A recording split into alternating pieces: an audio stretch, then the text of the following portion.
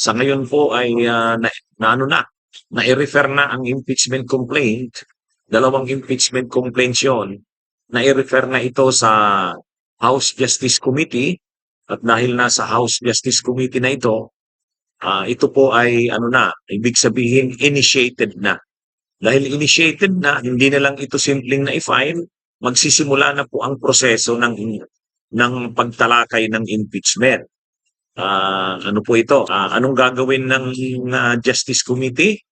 Ang chairperson po ng Justice Committee ay si Congresswoman Beatrix Luestro. Magaling po yun.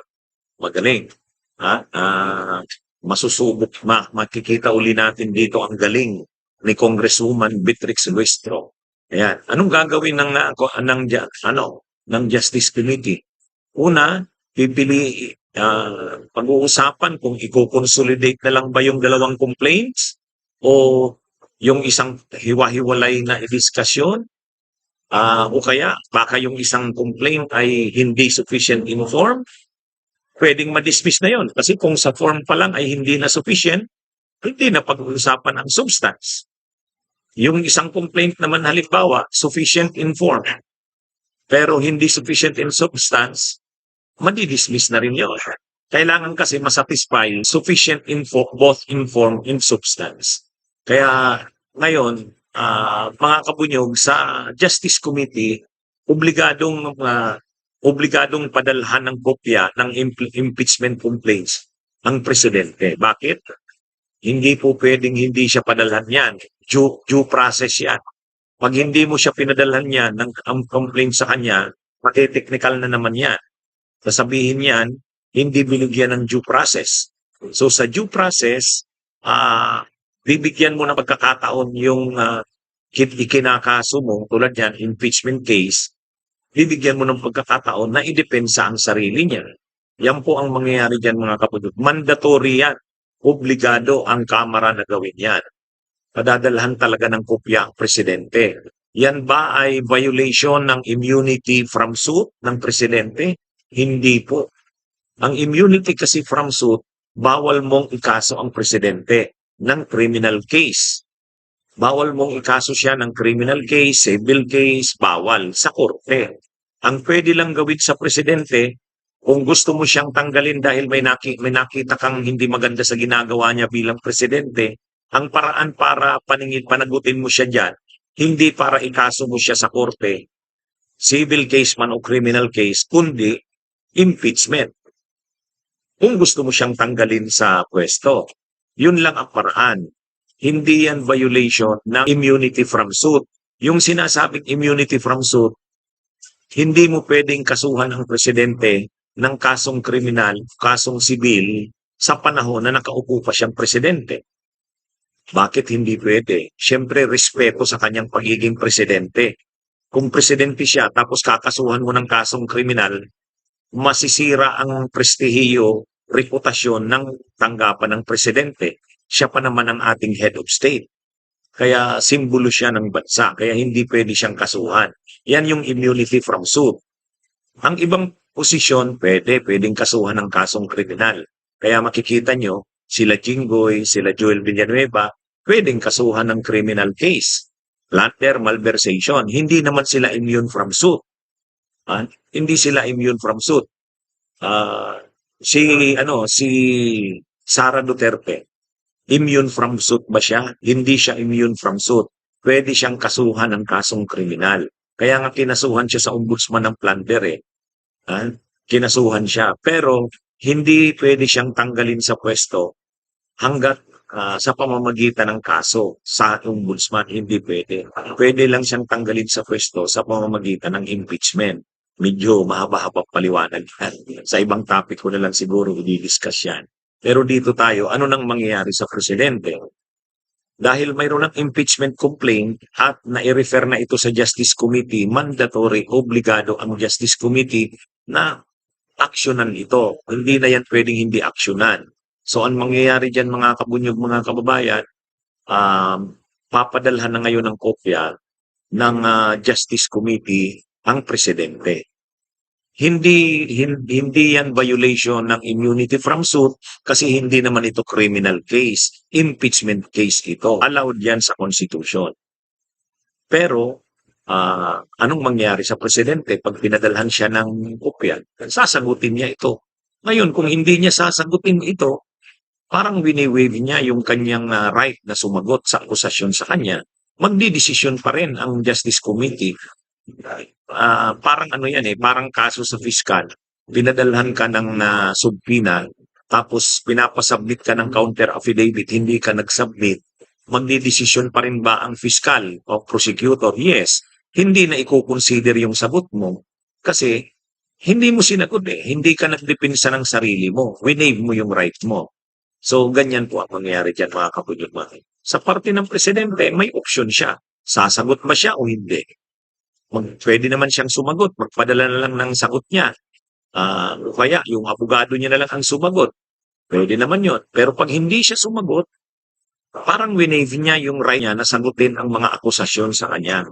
Ang malinaw dyan, hindi niya pwedeng baliwalain yun. Hindi niya pwedeng baliwalain kasi seryosong mga akusasyon yan. Kaya lang, hindi mo naman siya pwedeng persang sagutin. Hindi mo siya pwedeng persang sagutin. May right siya na huwag sagutin. Nasa sa kanya. Pero kahit hindi siya sumagot, tuloy ang gagawin na hearing ng Justice Committee. Kaya tingnan niyo itong caption, mga kabunyo. Tingnan niyo itong caption dito sa balita. Kaya, sabi dito sa caption, ayan, kaya basahin natin.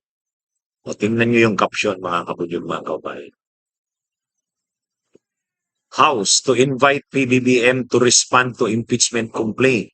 The House Committee on Justice will extend an invitation to President Bongbong Marcos as a respondent in the hearing on the impeachment complaint as part of the due process requirement.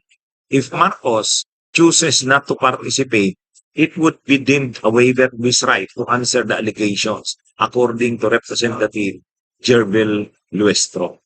O yan ayaw naman kasing tawagin na subpoena. Ayaw namang tawagin subpoena kasi out of respect sa presidente. Pangit naman sabihin na padadalhan ng subpoena. Ang tawag dyan, invitation. Invitation na sagutin niya ang mga aligasyon sa kanya sa impeachment complaint. Pagkatapos magkakaroon ng hearing, nasa sa kanya kung a-attend siya sa hearing. Pag hindi siya umattend, magtutuloy pa rin ang hearing ng impeachment ay ng House Justice Committee. Ayan. So yan, mga kabunyog, mga kabayan. Kaya kaya yung sinasabi ng grupo ng mga DDS, sayang Ang sabi nila, marami silang ebidensya. Ang sabi nila, marami silang testigo.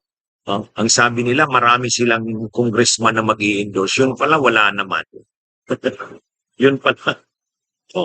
Sayang pinaglalaban nila yung impeachment ni PBBM, pero pinaglalaban nila yung impeachment ni PBBM, pero wala naman silang ebidensya. O wala naman silang na-file na impeachment complaint. Mabuti pa yung Makabayan Black nakapag-file ng impeachment complaint. Ngayon, inamin na ngayon ni Greco Bellica, ito, Argo, kayong mga DDS, tingnan nyo, inamin na ni Greco Bellica. Inamin na ni Greco Bellica, sabi ni Greco Bellica, walang endorser yung third complaint. Ang third complaint, yung sa DDS. So we are left with the impeachment complaints filed by PBBM and Ifbil's lawyer and the Makabayan Black who are working for PBBM daw. Ewan ko. Ang pinapatamaan niya na yung dalawang impeachment complaint daw ay pareho para kay PBBM. Kung duda sila doon na para kay PBBM yung dalawang impeachment complaint, ay di dapat itinuloy nila yung impeachment complaint nila. Ang problema nila, walang endorser yung third complaint. Yun ang problema. Sila pa lang may problema. Alam niyo mga kabunyo, alam niyo mga kabunyo, isa lang naman na congressman ang kailangan para ma-endorse yung impeachment complaint mo. Bakit walang nakuha ang isa kahit isa man lang? Dapat nag-file sila nung Monday. Kasi nung Monday, wala pang naire-refer sa Justice Committee. Hindi daw tatanggapin kasi may na-refer na. Kung ngayon, hindi na tatanggapin. Pero nung Monday, kung final ng abogado ninyo, nung mga tao ninyo, kung final yon, tatanggapin yon. Ang bawal tumanggap ang Secretary General pag na-refer na sa Justice Committee kasi initiated na. Pero may nag-file na isang impeachment complaint nauna. Tapos 'di ba nag-file yung Makabayan Black nung Friday, wala si Cheloy Garafel, hindi tinanggap. Nag-file din yung mga DDS, hindi tinanggap. Wala nga si Cheloy Garafel eh. Pero yung Makabayan Black, bumalik nung Monday. Nandun na si Cheloy Garafel. Tinanggap yun. Kasi hindi pa naman nare-refer sa Justice Committee. Pero kung nung Monday, nag-file kayo, tatanggapin yon. Ang mangyayari ngayon, 3 impeachment complaint na ngayon ang mare-refer sa Justice Committee. May nauna na daw yung tanim impeachment. Nauna yung sinasabi mong tanim impeachment, yung sa abogado umano ni Lisa. Pero nag-file yung Makabayan Black, tinanggap pa rin. Kasi hindi pa naman nare-refer sa Justice Committee. Kung nag-file kayo nung Monday kasabay ng Makabayan Black, makakasama yon sa i-refer sa Justice Committee. 3 sana. Bawal daw ang 3. Ay 2 nga ngayon ang impeachment complaint na pag-uusapan sa Senado. Hindi sinabing ito. Hindi sinabing isa lang. Mali yung isa lang. Hindi. Pwede namang tulad ngayon, ilan na ba ang na-refer sa Justice Committee? Ha? Ilan na ba ang na-refer sa Justice Committee? Di ba 2? Oh, hindi bawal yun. Hindi bawal yung 2 ang ni-refer. Ang pumasa lang kasi 2 kasi yun lang yung may endorser. Ito. Oh, yan. Oh, yan yung ano dyan, mga kapunyog, mga kababayan. Kaya itong DDS na itong DDS na tatanga-tanga, yan ang problema dyan. Isa lang daw ang pwede. Dinesisyon na nga ng korte ay ng Justice Committee. 2 yung na-refer. Sa ngayon, 2 na yung na-refer na yung sa Makabayan Black at saka yung naunang nag-file ng impeachment complaint. Oh. So 2 na yon. So ibig sabihin, 2 verified impeachment complaints against Marcos referred to House Committee on Justice. So sabihin mo sa akin ngayon na isa lang. Yan ang mahirap sa inyong mga DDS eh. Oh, yan oh, tingnan mo yung balita. Oh, tingnan niyo ang balita ah. 2 verified impeachment complaints against Marcos Jr. referred to House Committee on Justice. Oh, sabihin mo sa akin ngayon na iisa lang. Wala eh, yan ang problema sa inyo, Argo. Yung mga kagrupo mo, tulad niyan si Mix Purimo, tatanga-tanga eh. Oh, tingnan nyo. Tingnan nyo, 2 ang ni-refer sa Justice Committee. Ibig sabihin sa ngayon, may 2 impeachment complaint. Kung nag-file kayo nung Monday, tatanggapin yon. Ang problema, wala kayong congressman na nag-endorse. Oh, yan yung problema ninyo. Wala kayong nakukuha kahit isa. Tinanggap yan ni Tinanggap yan ni Greco Belica. O yan o, sabi ni Greco Belica, walang endorser yung 3rd complaint. Oh, kita nyo? Kayo pala ang may problema eh. Kahit isa man lang na kakampin yung kongresista, wala kayong nakuha. Ang totoo, yun ngang sinabi ni Greco Belica. Walang endorser yung pangatlong impeachment complaint, yung sa inyo. Kung mayroon kayong endorser, tatanggapin yon. 3 sana ang impeachment complaint. Sa House of Crops nga, gusto mag-file kaming DDS para masaya kayo sa pagbasura. Hindi. Inamin na nga ni kaya binasura yon, kundi wala kayong endorser. Yan walang endorser yung 3rd complaint. Kagrupo niyo yan si Greco Belica Ayan sabi ni Greco Belica, kagrupo niyo yan, admission na yan. Wala kayong endorser. Diba? Kita nyo, kaya nga nakakaano nga eh. Ilan ba yung abogadong nandun? Nandun si Topacio. No, nandun si attorney attorney Jing Paras, nandun si attorney Luna. Yun yung mga abogado doon. Kaya lang, nandun pa yung maingay na abogado, si Respicio, yung nanlilisik ang mata. Kaya lang, anong nangyari? Walang endorser eh. So kahit talaga, ang ginawa nila, dahil walang endorser, hindi na bumalik nung Monday. Yan yung ano, 'di ba? Oo. Anyway, mga kabunyog, mga kababayan, balik tayo dito sa dinidiscuss natin. Sabi ni Congresswoman Beatrix Lestio, papadalhin nila ng invitation ang presidente. Ayan na, oh. So, kung hindi sasagot si PBBM diyan, nasa sa kanya yan.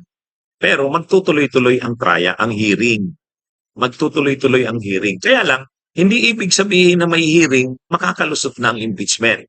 Pwedeng ma-dismiss pa rin yan kahit may hearing. Kasi yung hearing, papakinggan yung titingnan kung yung impeachment may ground nga ba talaga eh. Papakinggan din yung ebidensya at testigo ng mga nag-file ng impeachment.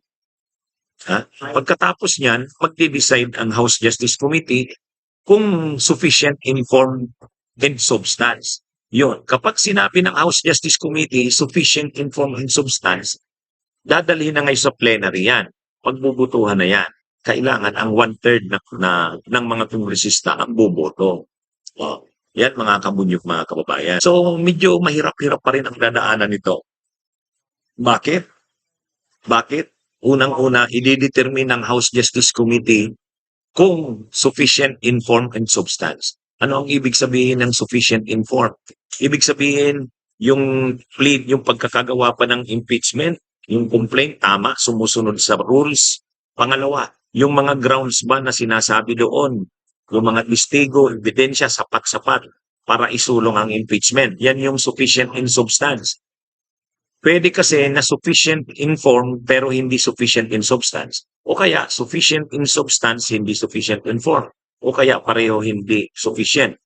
Either way, hindi papasa. Kapag hindi pumasa sa Justice Committee, hindi na yan i-refer sa plenary. Pero assuming makalusot sa Justice Committee, makalusot, sufficient informed, sufficient in substance, within 60 days, i-refer yan sa plenary. Magbubutuhan ang plenary. Kailangan makakuha ng 1/3. Kaya ibig sabihin, ano kaya ang pwedeng gawin ng Justice Committee dyan? Dalawa lang ang pwedeng gawin dyan ng Justice Committee. Sa Justice Committee, i-dismiss na.